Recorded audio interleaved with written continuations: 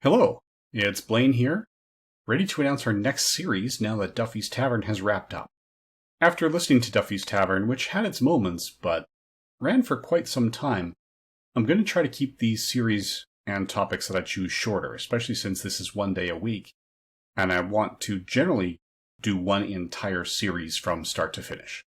So in the future, instead of hitting something that's going to last for over 2 years, I'm going to try for topics that are 1 year at the most.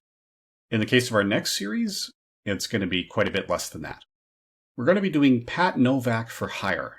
It was a Jack Webb series that he worked on prior to moving on to Dragnet. So this one is purely fictional. He's a detective, but the main difference that sets this apart from a lot of the other detective shows, there's actually two of them. One of them is that this could very well be the source of that purple prose cliche.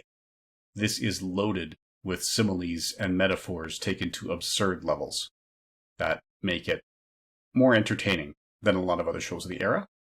The other thing that sets it apart is it was a fairly limited run. There were only 25 episodes produced, and of those I can only find 23. So we've got a 23-week series coming up before we do something new. So again, classic detective series starring Jack Webb that's purely fictional and has some very interesting figurative language sprinkled throughout. I first heard it on Adam Graham's Great Detectives of Old Time Radio podcast, where he does commentary on every episode of every show that he does. That's not really my style, but if you like your classic detectives, that's a good place to go next. So join us next week when we start Pat Novak for Hire.